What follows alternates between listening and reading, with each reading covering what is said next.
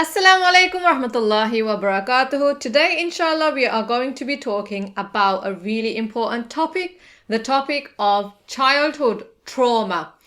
How you know if you've experienced childhood trauma, what is it? How does it impact your relationships? And finally, what can you do about it? Before we begin, don't forget you can go on the website and download my free printable PDF planner on www.cupofparenting.com/planner. Let's begin. Before we go into any detail, I'd just like to add a disclaimer that I am not a licensed trauma therapist, and I am just choosing to speak about this topic because it's something that often comes up in my parenting classes, so I felt like it's a really important topic to highlight. If it is something that you're experiencing or that is creating triggers for you, then please do go out and seek professional support wherever you are. There will be some support available, so please do that. Okay, let's begin. The reason I've decided to talk about this topic is because as a parenting coach, I deliver parenting classes to parents. And one theme that often comes up during the classes is this concept of parents who have experienced some sort of childhood trauma and they feel like this is really impacting them in their lives now and on their parenting as well. And it's about being able to identify that that's happened to you and also offer some advice that they can take action on and lots of reassurance as well. So first of all, let's understand the concept of childhood trauma. What does it even mean? So childhood trauma can cover a wide range of different types of experiences, including neglect, abuse, emotional abuse or physical abuse, loss of a loved one, going through your parents' divorce, witnessing violence, for example, if the child is in a war zone, even things like a car accident, or something that's highly dysfunctional in the family environment, that could also lead to childhood trauma.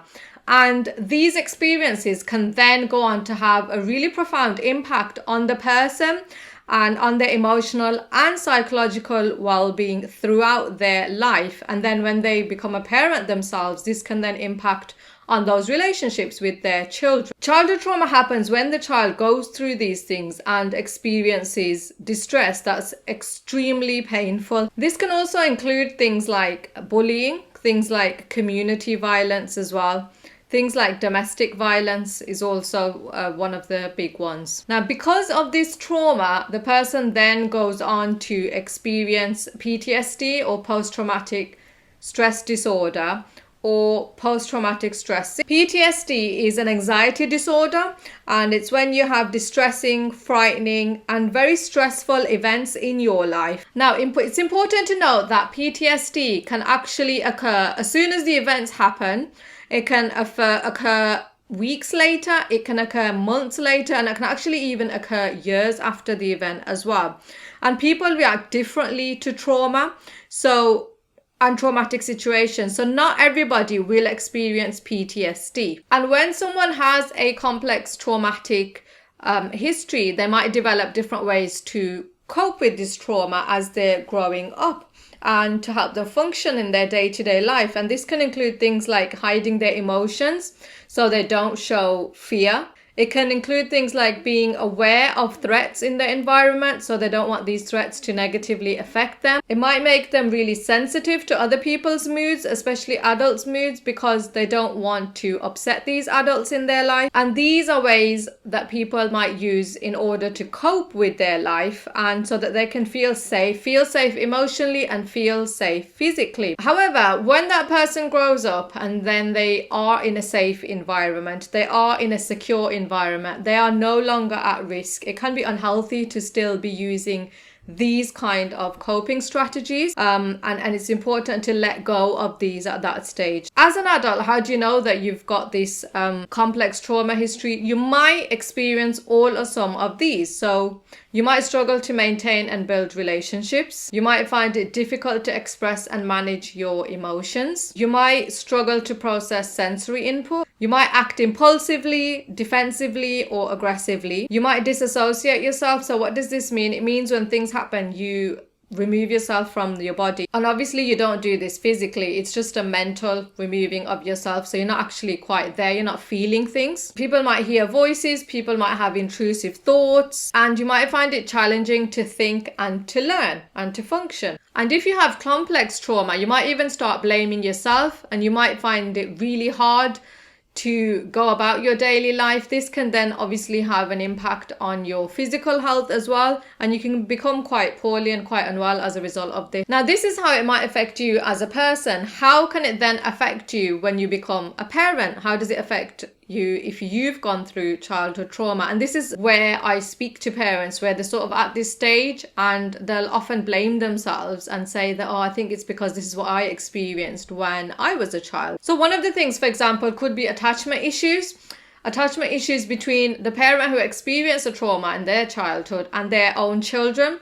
So sometimes parents might say that they find it really hard to form secure attachments with their own children, like emotional attachment. So it's not like they're not parenting the child. They might be meeting the child's physical needs, but they might not be meeting the child's emotional needs, or getting angry with the child, or getting frustrated or upset. So then they have that emotional disconnect, which is obviously very important for the child growing up. So because they can't establish this trust and emotional connection with the child, this can result in the child then feeling insecure and disconnected with the parent, the mom or the dad. Another thing trauma survivors might find difficult is emotional regulation, so the ability to regulate their emotions. So they might end up feeling increased emotional reactions and quite intense emotional reactions. For example, anger, anxiety, depression.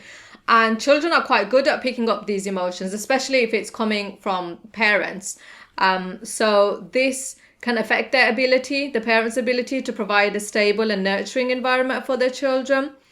And because children are highly sensitive, if the emotions are going up and down and, increasing and decreasing with sensitivity irregularly, this can also have a negative impact on the bond that they then have with the parents. Another one is repeat pattern. So unfortunately, it's a known fact and statistics that the victims of trauma might go on to then become the perpetrators and repeat what they've experienced with their own children. They might do this knowingly, but they might even do this unknowingly, doing the same patterns that were done to them. For example, if they grew up in an abusive household and this is all that they knew, they might start using these methods with their own children, and this is perpetuating that cycle of trauma. So like I said, they might not necessarily even do it because they mean it or they're doing it maliciously. This might be the only parenting that they ever saw and they ever experienced. Therefore, they are then engaging in this behavior as parents themselves. Now, let's move on to some practical advice for those people who may be trauma survivors from their childhood and how they can hopefully break this cycle and some of the practical things they can do to help themselves. The first one is to seek professional help, and this is really, really important.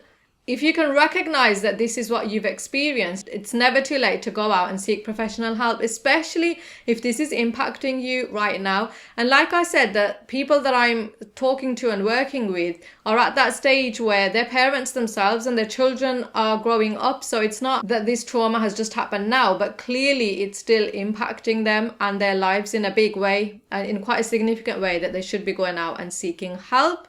And this is something that I would encourage. So this might be therapy, it might be counseling from a trained professional. So a therapist can help you process and get through the trauma in a safe and professional environment. They can offer different types of therapies depending on what works for you, and help you not only have a coping mechanisms, but also build up your emotional resilience, which is really important to be able to do.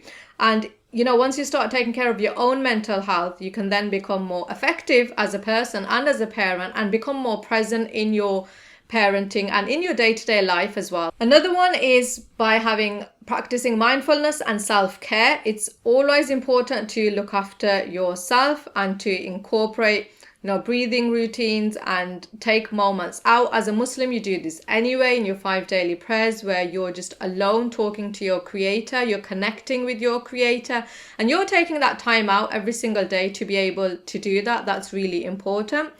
You can also do this to try and stay grounded and, reduce your stress and anxiety. If you look after yourself and prioritize your own self, then you can obviously look after the other important people in your environment, whether that's your husband or your wife or your children. But you can't do this if you're not looking after yourself. You have to be a little bit selfish here. You are the most important person in your life, and the reason you are is because if you're not looking after yourself, if you're not 100% the best version of yourself, then you can't do the best by your children and by your loved ones. And sometimes it's really hard. Obviously, every single day you can't wake up and be 100%, but if you are prioritizing yourself and at least trying just to take a little bit of time out to take care of your mental health, your emotional health, and your physical health, then you will be in that position where you can be better. Whereas if you just neglect that altogether and it gets to the point where you're suffering physically and mentally and emotionally, then like I said, that will feed off and, leak into your parenting strategies with your children, and they will suffer the consequences of that. So make sure you take care of yourself. Also, educate yourself, learn about the effects and the impact of trauma on parenting. Understand how the behavior that you might have experienced in the past is linked to the actions that you're doing today. How are they both connected? And this can actually empower you. Once you understand, once you know, once you can rationalize and pinpoint and say, actually, the reason I'm doing this today is because of what I experienced 10 years ago, then that'll actually bring you a step closer to becoming a better person and to hopefully overcoming that trauma as well. You can do this through books, through attending workshops, through accessing resources online, through accessing healthcare wherever you are and wherever it's accessible through, your GP, your mental health services. There is a lot available these days. There are lots of resources that can help you with trauma-informed parenting. So I would say that if you need to, definitely go out and have a look at what's available. So how can you then build healthy relationships with your children? Whether you have or haven't survived trauma, this is important for everybody to do. So let's have a look at some tips. First of all, open communication. Be open and honest with your children. Create a safe space for them to express their feelings and concerns.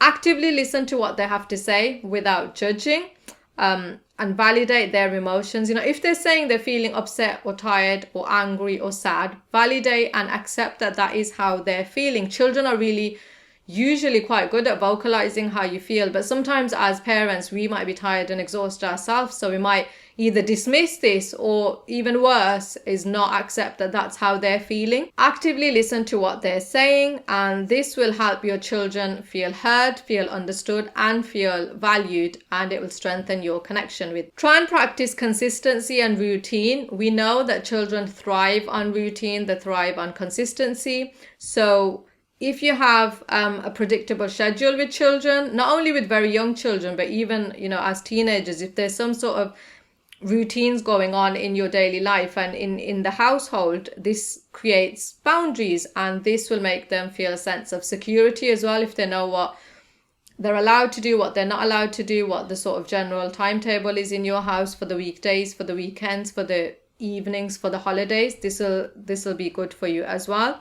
And make sure you balance structure with flexibility. So obviously you don't have a strict, rigid routine that doesn't suit that child, that's not giving that child the ability to, relax, have some free time, have some time for their self-care. Make sure you factor that all in as well.